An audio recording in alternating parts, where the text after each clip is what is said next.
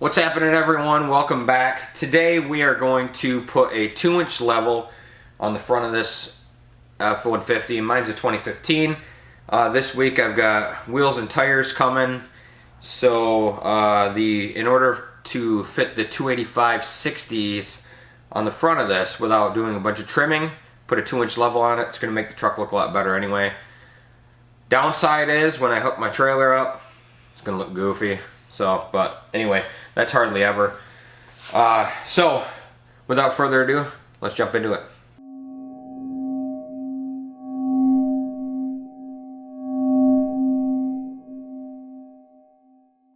Alright, so really quick, explaining the 2-inch level on the front of this. Some people go 2-inch, 2 1/4, 2 1/2. I had a 2-inch on my 16 F-150 Lariat. In my opinion, it looked perfect. There was no rake, there was no squat. People who go 2 1/2, I think they start to squat a little bit. But that's just my opinion. You might have to throw something under the back if you do a 2 1/2 inch just to get it up another 1/2 inch or whatever. But anyway, so for this, it's fairly straightforward. You do not have to disassemble the strut. These spacers go right on top of the strut. What that requires is when you reinstall it, because of the 3 studs at the top of the top hat, will be 180 degrees. So we're going to have to turn the strut 180 degrees. So there's a little, the mount at the leg at the bottom of the strut is on a little bit of an angle. So we're just going to throw it in the vise, bend it to the other side, opposite of where it's at right now, and then we'll be able to throw that bad boy back in 180 degrees. Only thing I fear is I have 148,000 miles on this thing. 138,000? 138,000. And I don't know how easy this stuff is going to come apart, you know. So we'll jump into it, and hopefully I can get this done. If not, I'll be driving the BMW until I get it done. So, alright, eBay special. Everybody knows I love eBay unless I want it now. If I want it now, I'll jump on Amazon. I have a business account, so I can get it pretty quick on there. Yeah, bring you over to the toolbox and look at these. Alright.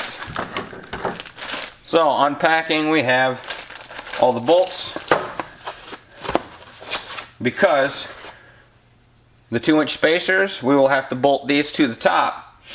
And then so these will slide into the studs, and then we'll have to put these other ones in. You know, I'm just confusing myself. I'll show you how it works when we get the strut out. So, but here are the 2-inch aluminum, aircraft aluminum, whatever they say. Anyway, they're aluminum, and they're 2 inches. Yeah, and look at this. We got instructions. Alright, well, we'll figure it out, but really quick, it looks like we're going to need a 21 millimeter, a 15 millimeter, 8 millimeter, 10 millimeter, 11/16. Yeah, well, if you don't have these tools, you probably shouldn't be doing this. So we'll go through it as we go, but the picture, yeah, we're good. We'll get into it. First thing I'm going to do, always be safe. I'm going to chock the rear tires, jack the front of the truck up, put jack stands under it. I got the lift on the other side of the garage, but it doesn't fit a truck because I have a heated room behind me, so it only fits a car. So we're going to do this on the floor. No big deal. Hopefully it won't be. Let's do it. Alright, got her jacked up in the air, tires off, rear tires are chocked, jack stands are under it. Safety wise, we're looking good. So, got the wheel off. First thing we got to do is take the brake caliper off. So, it is a 13 millimeter. You got a bolt on the top and a bolt on the bottom. I always keep all my bolts in a magnetic tray. Alright, then you should be able to slide the caliper out.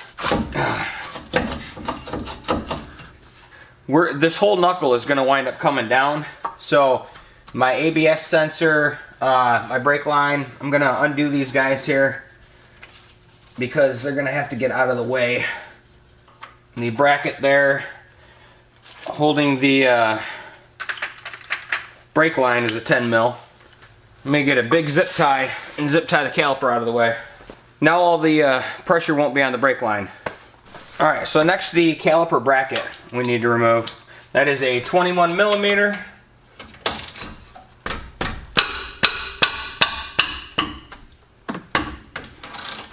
Same as the caliper, one on the top, one on the bottom.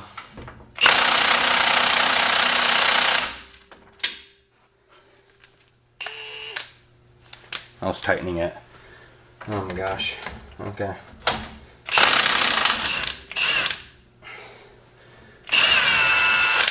Okay. Yeah, it helps if you don't tighten it, guys. Alright, and then your bracket and brake pads will come right off. Set those aside. Next, remove your rotor. If this doesn't come off like mine just did, you're gonna have to smack it off. What I would recommend, putting a lug nut back on here, just so it doesn't fly off, and then smacking it with a dead blow or a non-marring hammer, rubber mallet, whatever. So next, dust shield, 3 8mm, right there.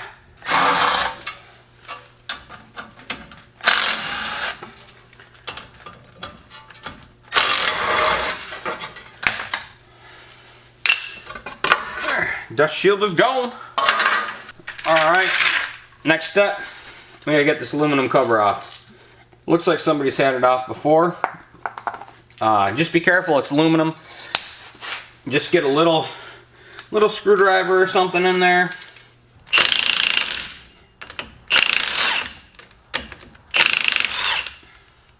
Alright. Next one that is off. Alright, before we go any further, I'm going to get this ABS one out of here. This is a 8mm. And then down here is a 3/16 Allen head. And this is the actual sensor. Maybe I'll get lucky and it don't need to come out, because I don't want to break it and have to replace it, because she ain't really budging. Okay, forget it. Maybe I'll need to take it off. Okay, we're gonna do tie rod end. So 21 mil. Hopefully it don't spin, because I don't have a 21 mil wrench. I got an adjustable, so I guess we'll go that route if we need to. But nice. Thank goodness. We're gonna leave that alone for now, but we're gonna tap the knuckle with a hammer to get that to pop out. So sway bar end link. This one's gonna be tougher. This one I'm gonna spray a second. But we're gonna need an 18 mil wrench here, and then a 8mm socket for the top. Yeah, and then we're gonna hold the wrench, and then then we're gonna spin the 8mm clockwise, and that will loosen the nut. Well, let's see if we can get lucky here. Alright guys, well I have snapped the top of the sway bar link and the bottom. So I was able to cut the top off, but I can't get to the bottom because it's recessed in the lower control arm. So I have to wait until the knuckle falls so I can pull this up and hopefully cut underneath on top of the lower control arm. So I'm going to move on to the tie rod end. So I'm just going to smack the side.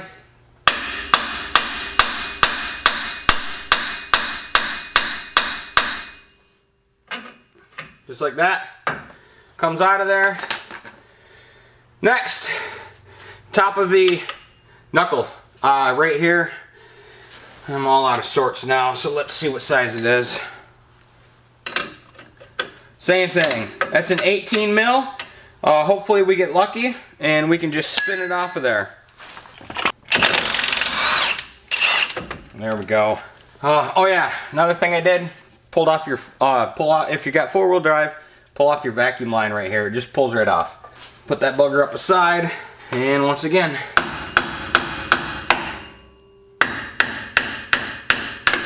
there we go. Now the knuckle is free. Aside from this sensor that I couldn't get off, that sucks. Might as well break that too, right? That line has to come out. All right, got the knuckle down. For the ABS sensor, I just tapped a little screwdriver underneath each side and it popped right out. So now in order for me to get that sway bar link out of there, I need to start removing the strut. So I'm gonna loosen up the top. Looks like they're 18 mil, and I don't want it to fall out. So what I'm gonna do, yep, 18 mil. So I'm gonna loosen them up, all three of them, and then I'm gonna keep the nuts on. Right up here. Yep, right there. Three nuts up there. All right, I got the rear one all the way off, 18 millimeter nut. The front two are just on there, holding everything. So again, here now at the bottom,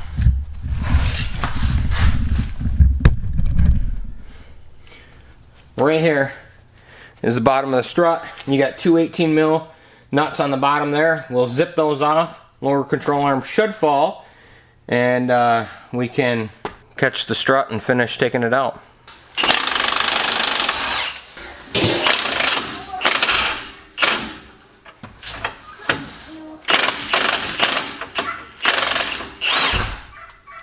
There. Sway bar link here. Just out of the way. Sway bar link here. Hopefully I can hold this up and then get the grinding wheel in there and cut it off, and then, you know, I'm gonna do the same on the other side. I'm just gonna cut the top off, loosen it up, cut it off, go from there, because I guarantee you the same thing's gonna happen, and I think you buy these in pairs anyway. If not, I'm gonna buy them, just replace them while I got it apart. I'm gonna get that down far enough, release the axle shaft there, and then the strut should fall right out. So up here at the top, I'm gonna take one nut off, and then I'll take the last one. You remember, right, I already took the rear one off. There we go.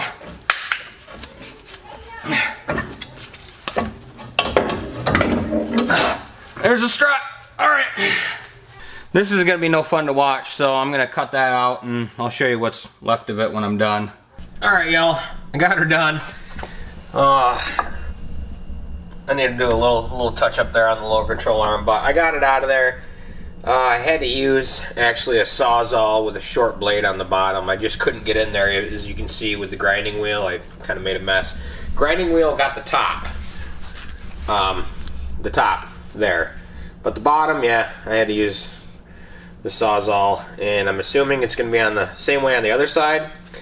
I am going to try and take the other side apart though, because I think what happened is when the nut got down to the 8 mil socket, they just bunched together and forced the brake. If I can slide that 8 mil socket further up so the nut has more room to come off, I just assumed the nut would push the socket off, but maybe it didn't. Maybe they bound together and did that. So before I buy a new one, I'm going to see if I can get the other side off. Regardless, I'll probably just replace it anyway, but actually no, I won't, because I only need to take the top off. So, but that's the other side. Figure that out then. But yeah, I got everything off now.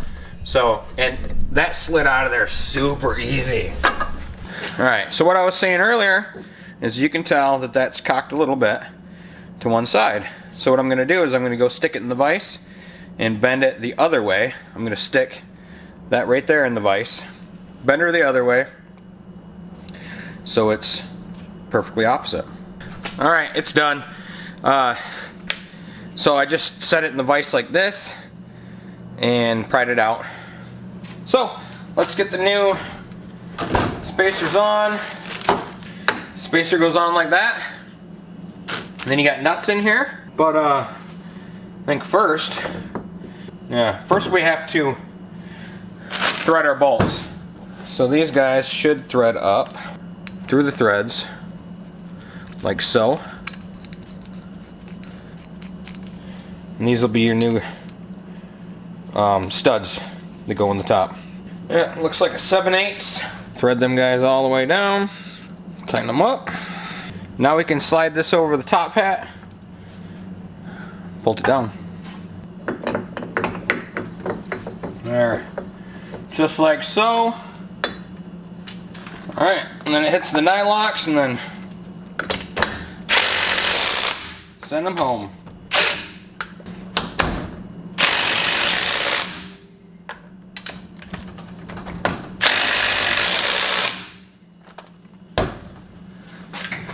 Don't ask me about foot pounds because I just don't know.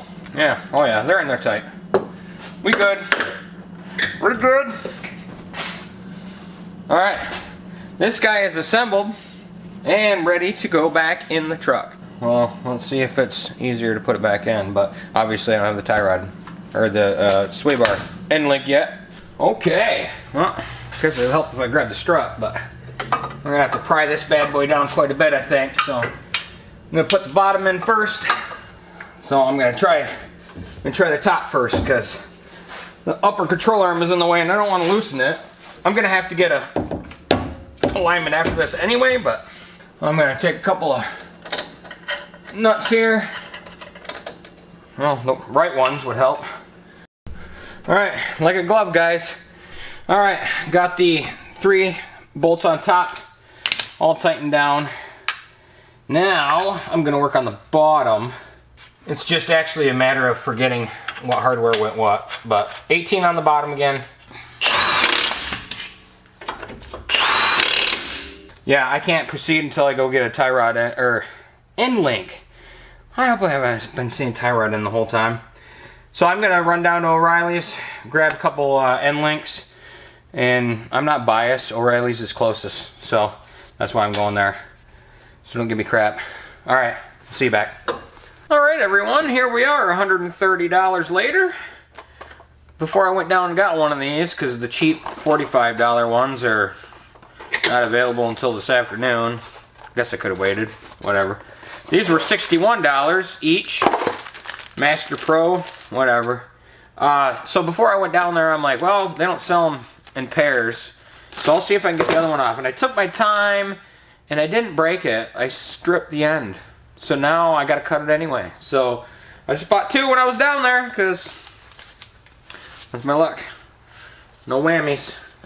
Alright, so let's get this stupid thing on here. Alright, so that guy down in the bottom.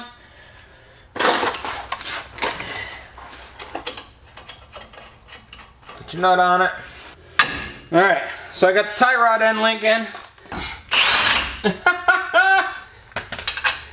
Wrong way, idiot. Alright, here we go.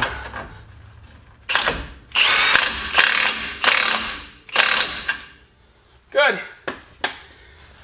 Alright, tie rod is in.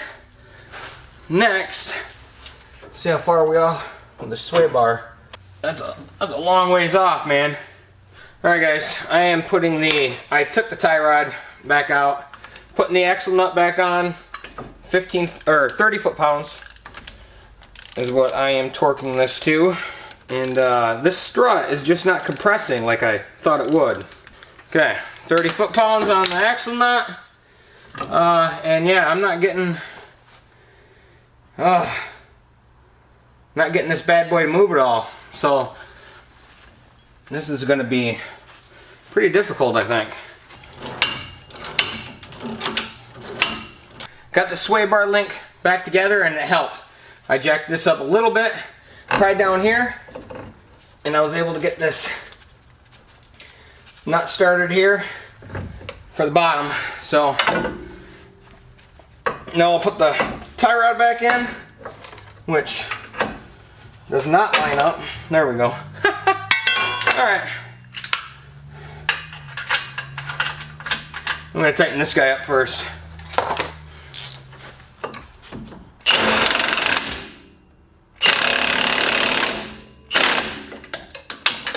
There you be. That's how you do it. By yourself. Alright, time to finish putting stuff together. So, end of the tie rod.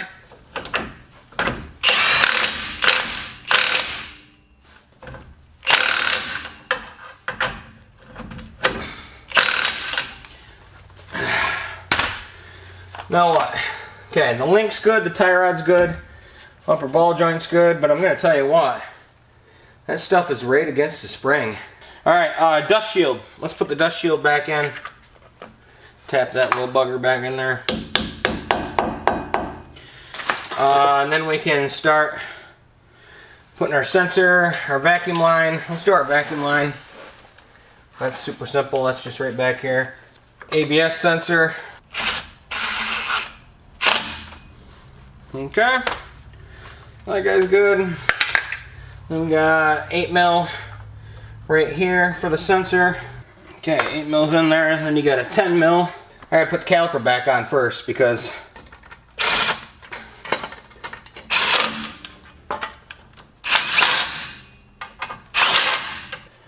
next is the caliper bracket, rotor, and the bracket. Alright, and that was, I believe, a 21, yep. Alright, now I'm ready for the caliper. Okay, now I got enough room to put that 10mm back in here. Okay, now we can finish putting the caliper in with your, I don't know, 13mm I think these are.